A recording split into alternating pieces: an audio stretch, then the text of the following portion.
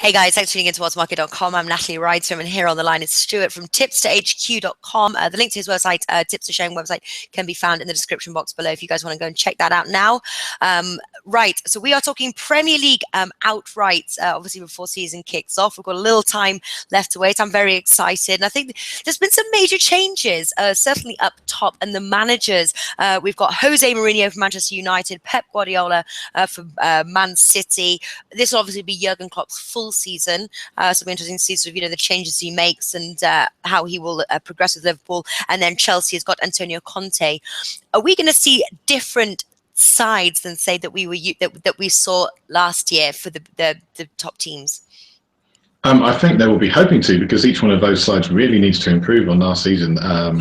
Manchester City probably did the best out of all of those. Well, they certainly did, because they finished highest in the league.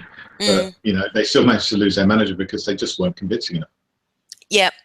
What about Tottenham as well? Obviously, Tottenham came in third. You being a Spurs fan yourself, can you see them reaching a higher standing at the end of the season?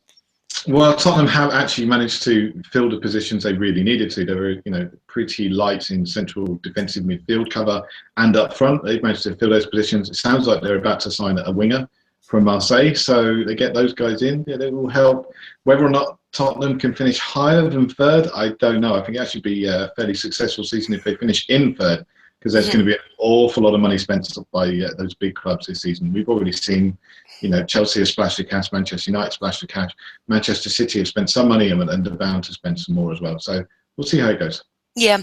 Now, obviously, each year when we do these outright sort of predicting how the next season will finish up, I generally find that the odds generally reflect the standings from the previous year. So, for example, it ended Leicester, Arsenal, Tottenham, and Man City, but that couldn't be further from these outrights. We've got Man City, Manchester United, Arsenal, and Chelsea round up the top four, followed by Tottenham, Liverpool, and then Leicester coming way below there.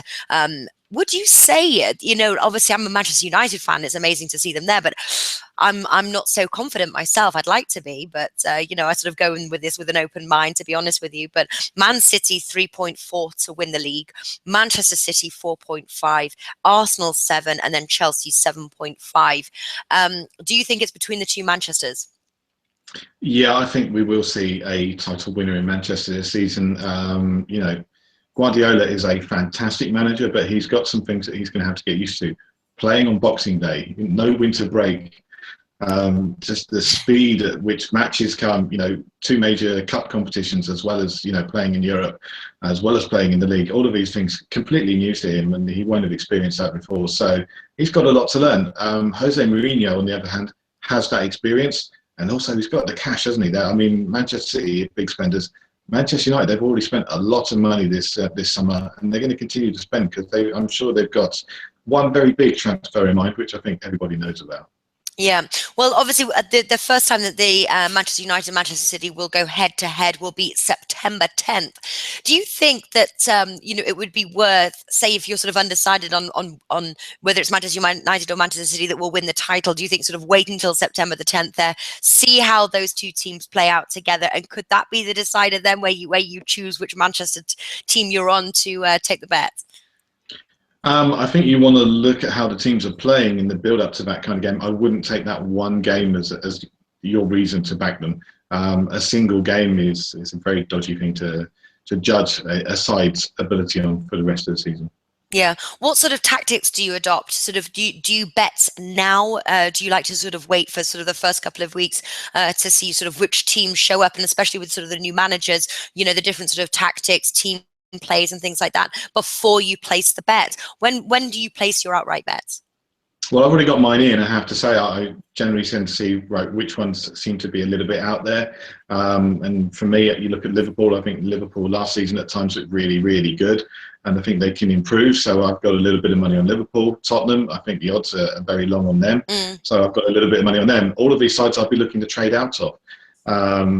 Again, Arsenal, odds of 7 for a side that came second last season and probably should have won the league. The only side I'm really not doing that were in the top 4 last season is Leicester. I'm staying well away from them.